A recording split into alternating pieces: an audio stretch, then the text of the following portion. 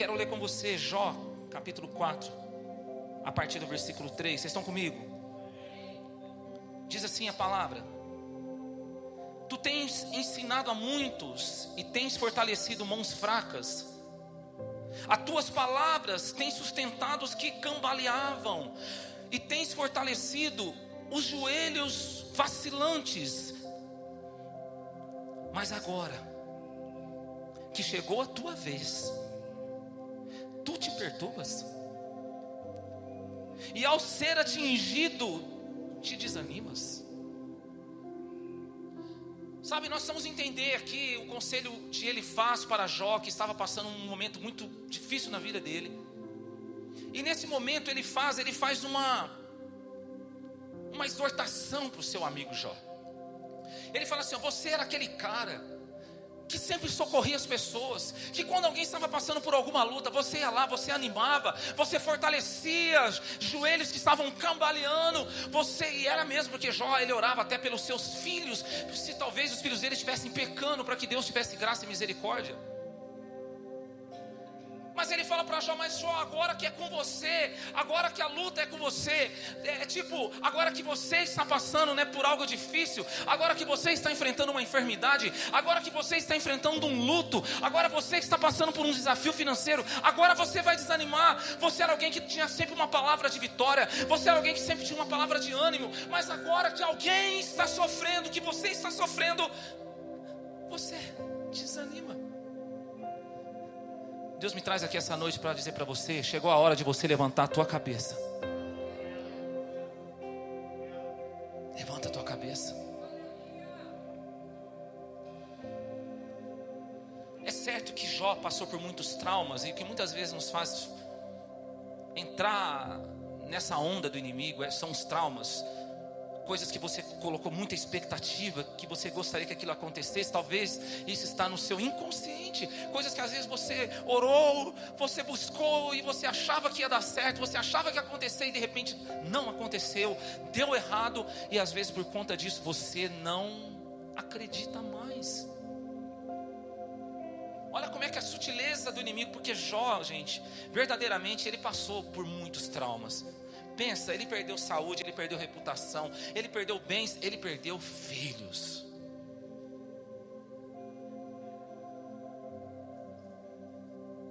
Não é fácil perder um filho. Conversa com quem já passou por isso. Imagina esse luto de Jó. Quantos traumas. E agora ele estava desanimando.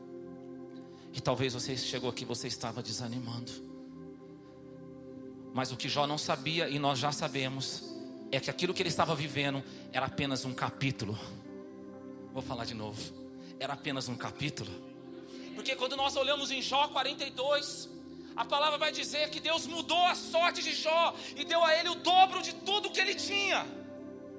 E aqui eu já quero declarar e profetizar uma palavra para a tua vida. Você quer segurar essa palavra? Levante as suas mãos no nome de Jesus. Talvez você chegou aqui achando que essa dor que você está sentindo, que essa prova que você está passando, que essa dificuldade que você está passando é para sempre na tua vida. Deus está falando para você: não é para sempre. Isso é apenas um capítulo. Calma, daqui a pouco eu vou virar a página e você vai ver que no novo capítulo que eu tenho para você tem algo em dobro que eu tenho preparado para derramar sobre a tua vida. Ei, ninguém está tão bem que não possa ficar mal, e ninguém está tão mal que não possa ficar bem. A história de Jó nos mostra isso. Ele estava bem e de repente a casa caiu. E de repente Deus levantou ele. Pastor, eu estava bem, minha casa caiu. De repente Deus pode levantar você aqui hoje. De repente essa semana que a sua sorte, Deus vai mudar a sua sorte. Ei, Deus está falando aqui, levante as suas mãos, pelo amor de Deus, segura isso. Ou você não acredita mais? Pode ser essa semana que Deus vai fazer o seguinte: deixa eu virar a página na vida dessa pessoa. É um novo capítulo, é um novo tempo, é uma nova fase, é uma nova estação. Grandes coisas estão chegando sobre a tua vida. Eu e você precisamos viver nessa terra acreditando nisso. A palavra fala lá no livro de Hebreus, os heróis da fé, apesar deles terem morrido e não viram, eles não viram a promessa, mas eles morreram em fé, eles morreram acreditando. É obrigação nossa morrer até a nossa morte, acreditando que existe um Deus que pode fazer algo na nossa vida. Profetiza na vida do seu irmão, fala para ele assim: meu irmão, Deus vai fazer algo na sua vida. Quem está pegando essa palavra aqui? O Espírito Santo me deu essa palavra porque ele me falou: tem pessoas que abandonaram o seu turno da fé. Hoje você vai voltar para o seu turno da fé.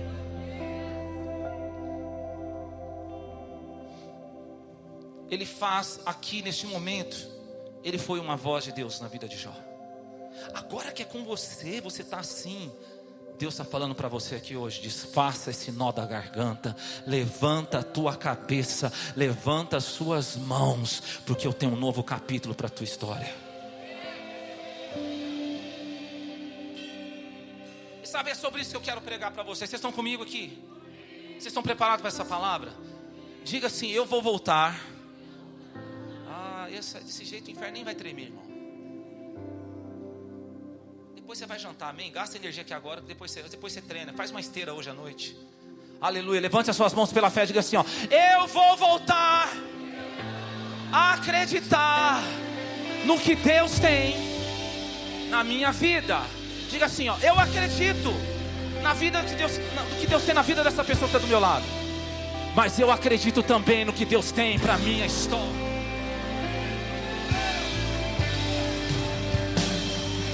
Aleluia! Glória a Deus! Então eu quero deixar aqui algumas chaves para que você possa voltar a acreditar. A primeira chave: você precisa parar de brigar com a tua história. Você quer voltar a acreditar? Para de brigar com a tua história. Tem gente que fica brigando com a própria história e fica assim: ah, se eu fosse uma outra pessoa, ah, se eu tivesse nascido em outra família, ah, se eu tivesse nascido em outra casa, se eu tivesse outro sobrenome, se o meu sobrenome fosse o sobrenome daquela pessoa, ah, se eu tivesse nascido em outra cidade, em outro estado, quem sabe se eu tivesse em outro país, Deus ia fazer algo na minha vida. Querido, Deus não precisa de nada disso para fazer algo na sua vida. A palavra do Senhor diz lá em Romanos 8: agindo Deus, quem impedirá? A minha família, o meu sobrenome. Querido, Deus falou: se Deus é por nós, quem será contra nós? Para de brincar com a tua história. Você precisa entender que isso faz parte da glória de Deus que vai se manifestar na sua vida. Sabe, às vezes o inimigo está te iludindo, ele está dominando a tua mente, você não está percebendo. Ai, porque essa família que eu vim, ai, é tão difícil, é tão complicado as coisas. Ai, foi tão difícil a minha infância. Senta que eu preciso chorar e te contar. Querido, você agora faz parte da família de Deus. A palavra fala, Lucas capítulo 13, Jesus conta a parábola de uma figueira que foi plantada numa vinha. Já começa aí, irmão.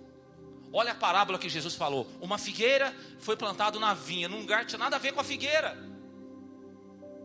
E aí passa um tempo, o dono daquela vinha vai até o viticultor e fala assim: olha, essa figueira não está frutificando, vamos cortar ela. Aí o viticultor fala assim: não, vamos fazer o seguinte, vamos começar a cavar ao redor dela, vamos começar a adubar ela, porque daqui a um tempo aí, se ela não der fruta, a gente corta. Sabe o que me chama a atenção? Que o dono da vinha, todo paciente, concorda com o viticultor. Porque você serve um Deus que tem paciência com você. Eu vou falar de novo, para você sair daqui hoje entendendo isso. Tem um Deus que tem paciência com você. Os planos dele para a tua vida ainda estão de pé. Ao contrário deste mundo, porque no mundo é assim: se você não dá resultado, cortam você. Se nos relacionamentos você não tem mais utilidade, cortam você. Deus não é assim. Aleluia, irmão. Porque, irmãos, não adianta você querer fugir disso. Você está envelhecendo, olha para o teu vizinho e fala assim: ó, você está envelhecendo e é regra, acabou. Pode passar o creme que você quiser, pode colocar botox, pode fazer o que você quiser, harmonização facial, o que você quiser fazer, irmão. Você está envelhecer, e cuidado, porque daqui a pouco você vai dar uma risada, a perna vai levantar. Mas, irmão, deixa eu te falar uma coisa: envelhecer é regra. Você pode dizer comigo: envelhecer é regra. Só para constar aqui, eu não fiz nada disso, tá, gente? Eu sou natural mesmo. É verdade, irmão. Tô bem, hein? De perfil, né, para não ver as... Deixa eu te falar uma coisa. Envelhecer é regra. Vai chegar uma hora que a gente não vai ter mais utilidade. Amém? Irmãos, eu fico pensando, quando eu estiver bem velhinho, fala assim, ó, põe o pastor Lude no sol. Põe ele na sombra agora. Chega uma hora que é assim, irmão. Deixa ele no sol bastante tempo. Quem sabe ele não vai. Deus não é assim. Deus tem paciência com você. Só que a gente tem ainda o viticultor que falou pro dono da videira assim, ó, da vinha. Ele fala assim, ó, vamos cavar ao redor. Vamos adubar. Sabe quem que é o viticultor? O Espírito Santo. Aquele que Jesus enviou, aquele que está trabalhando na tua vida, aquele que está cavando ao seu redor, aquele que está cavando para adubar a tua história, para adubar a tua vida. Sabe por que isso acontece? Sabe por que eles fazem isso? Sabe por que cava ao redor? Para que os nutrientes que não estavam chegando naquela árvore possam chegar. Pega isso que agora já tem mistério de Deus aqui para nós. Pastor, eu estou me sentindo ilhado. Parece que cada dia que passa tem uma pessoa a menos na minha vida. Deus está tirando da sua volta todos aqueles que impediam daquilo que era dele chegar em você. Não sei, pastor, do nada a pessoa virou a cara e foi embora. Deus está tirando de perto de você o que impedia dos nutrientes dele chegar na tua vida e o milagre acontecer. Olha para o teu irmão e fala assim, Deus está cavando, filho. E o viticultor está cavando, o Espírito Santo está cavando. Erga suas mãos em nome de Jesus. Quando ele começa a cavar, irmão, quando ele começa a cavar, os nutrientes vão chegando, independente da sua infância, independente do seu passado, independente dos seus pecados cometidos lá atrás, independente de tudo que fizeram com você. Não tem como. Ele vai fazer você florescer, mesmo que como aquela figueira você está na vinha, mesmo que como aquela figueira você não está num lugar difícil. Num lugar difícil você vai dar fruto. Você vai dar fruto. A segunda chave que eu quero deixar para o teu coração, você vai voltar a acreditar, amém? Pega essa segunda chave. Valoriza o que você tem. Vou melhorar essa chave. Valoriza o que você já tem. Sem medo de errar, eu posso dizer que a doença dos nossos dias, a maior doença da sociedade hoje se chama comparação. Diga essa palavra, comparação. A comparação é a morte da satisfação. É a morte. A vida da pessoa está uma maravilha, até que ela abre o celular e começa a ver. É uma doença, irmão. Comparando. Sabe, deixa eu te falar uma coisa. É um ensinamento que eu vou te dar aqui hoje. Vocês estão comigo? Vença de uma vez por todas a comparação, para que você não venha arruinar a sua vida. A palavra de Deus nos dá esse conselho. Provérbios, capítulo 5. Olha só o que diz. Vocês estão aqui, né, gente? Capítulo 5, versículo 13. Não dei atenção aos que me ensinavam, nem inclinei o ouvido aos que me instruíam. Quase cheguei à ruína completa diante da congregação e da assembleia. Olha o ensinamento, versículo 15 aqui, ó. Beba a água da tua cisterna, das correntes do teu poço. Em outras palavras, vença a comparação e começa a beber da água que Deus tem para você. A instrução aqui de Provérbios para nós é isso. Vença a comparação. E ele vai além e fala, vença. Ele fala, pegue esse ensinamento antes que a sua vida seja destruída. E tanto ele está falando da comparação, porque ele está falando, beba da água da sua cisterna, das águas do seu poço. Porque quando você está na comparação, você começa a desejar beber água de outro poço, de outra cisterna, algo que não é seu. E aí sabe como é que começa a acontecer? O que era suficiente não é mais suficiente. Esse é o problema da comparação. A esposa que era suficiente agora não é mais. O marido que era suficiente agora não é mais suficiente. A família que era suficiente agora não é mais. O trabalho que era suficiente agora não é mais. A igreja que era suficiente agora não é mais. Ei, o Espírito Santo está falando para você aqui: beba da água do teu poço. Deus te deu um poço. Sabe por que tem tantos adultérios nos nossos dias? Tanta gente cobiçando coisas pela internet. Homens e mulheres casados cobiçando outras pessoas. Sabe por que tem isso, irmão? É a doença da comparação. E uma pessoa que vai vivendo dessa forma, ela vai arruinar a própria vida. Mas se hoje você se levantar em nome de Jesus, quantos vão se levantar aqui? Vence a comparação, irmão. Beba da água do teu poço. Beba da água da tua cisterna. Porque na hora que você beber da água que Deus tem para você, você não vai ter mais sede. Quando você beber da água que Deus tem para você, do seu interior fluirão rios de águas vivas. E você vai ver que no teu poço tem muito mais do que você merece, tem tudo o que você precisa, porque a graça de Deus é Deus nos dando mais do que a gente merece, é aquilo que a gente precisa. Levante as suas mãos pela fé e diga assim: ó, eu já tenho muito mais do que eu mereço, eu tenho tudo o que eu preciso. Só quem crê nessa palavra de Jesus, dá um glória a Deus e aplauda Ele bem forte. Você vai sair daqui hoje olhando para a sua vida diferente. Você vai olhar para sua esposa, marido, e vai falar assim: ó, é mais do que eu mereço. Você vai olhar para os seus filhos e falar: é mais do que eu mereço. Para a sua vida. E vai dizer: é muito mais do que eu mereço. Sabe por quê? O que a gente merecia era o lago de fogo que arde com enxofre. Era a ira de Deus. Jesus nos salvou. Meu irmão, se Jesus apenas te salvar, você já está no lucro. Quantos são salvos em Jesus aqui? Querido, você já está no lucro.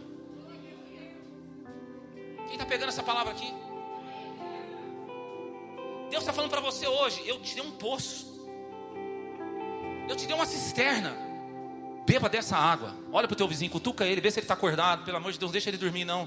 Fala para ele assim: ó, beba do teu poço, da tua água. Para de olhar o carro do outro, para de olhar a esposa do outro, para de olhar a casa do vizinho, para de olhar o emprego do outro. Olha para a tua casa, olha para a tua vida, para a tua história. Deus tem feito com você.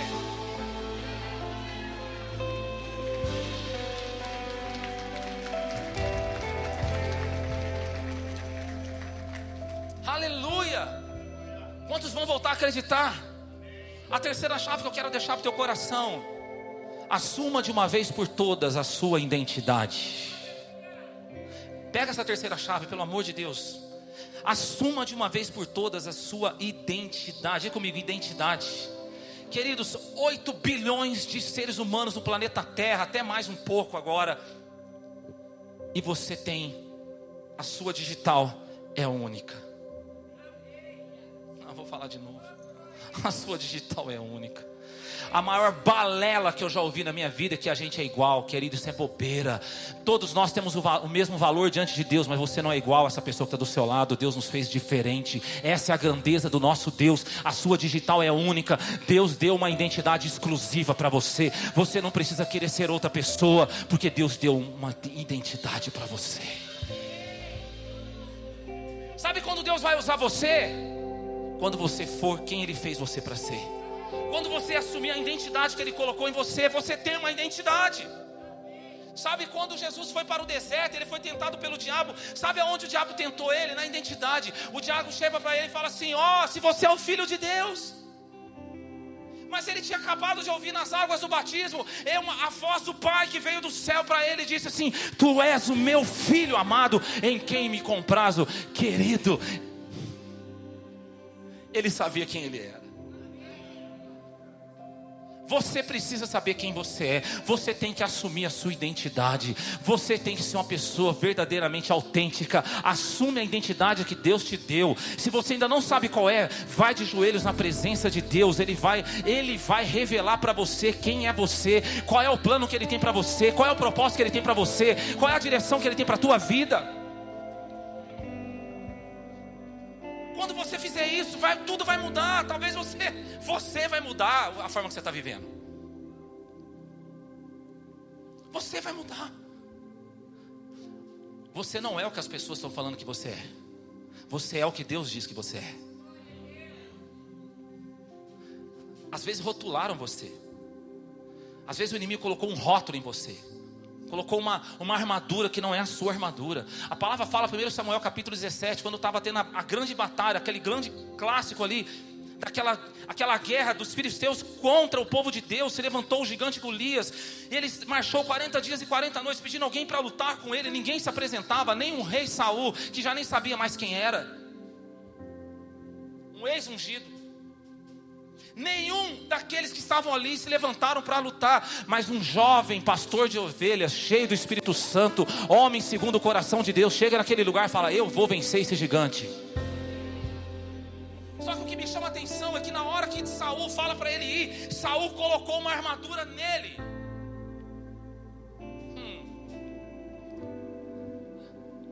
E você sabe o que foi mais incrível? Davi aceitou e ainda tentou ir com aquela armadura. O texto diz lá em 1 Samuel 17, ele ainda tentou. Presta atenção. Não tem como evitar os Saús na nossa vida. Saús são aquelas pessoas que querem que você seja, que nós sejamos o que nós não somos.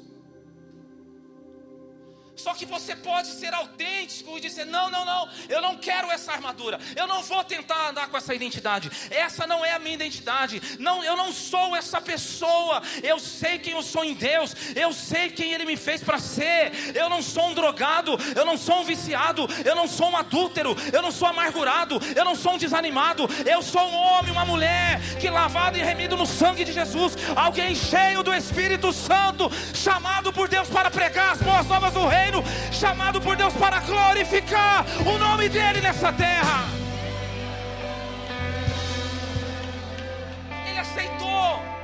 Por um tempo ele aceitou. A Bíblia fala que ele travou, ele não conseguia andar. Talvez você chegou aqui hoje e você está assim: pastor, a minha vida travou, não anda, parece que as coisas não mudam, é semana após semana do mesmo jeito, porque você está aceitando uma armadura que não é sua.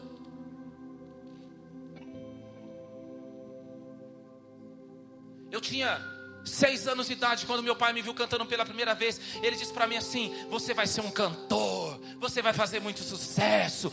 Muitos anos eu carreguei essa armadura, até o dia que Cristo se revelou a mim. E Ele falou: você não é isso, você é o meu servo, você é alguém que vai levar a minha palavra.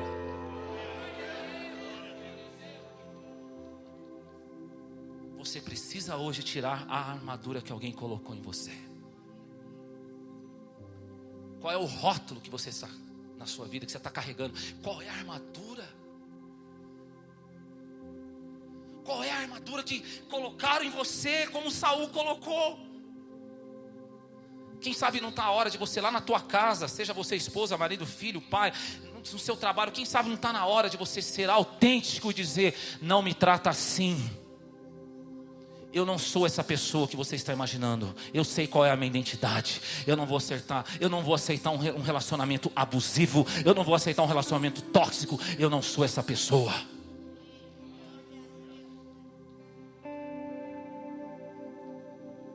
A gente às vezes vê isso no casamento. Mulheres vivendo um relacionamento tóxico, abusivo. Mulheres que até apanham. E fica lá aceitando outra armadura, a armadura de Saul. Homens que se sujeitam a muitas coisas. Não assumiu a sua identidade de homem e mulher de Deus. Hoje Deus está te chamando e falando: eu te dei uma identidade. Eu sou aquele que verdadeiramente te dou a sua identidade. Não aceita mais essa identidade do inferno na tua vida.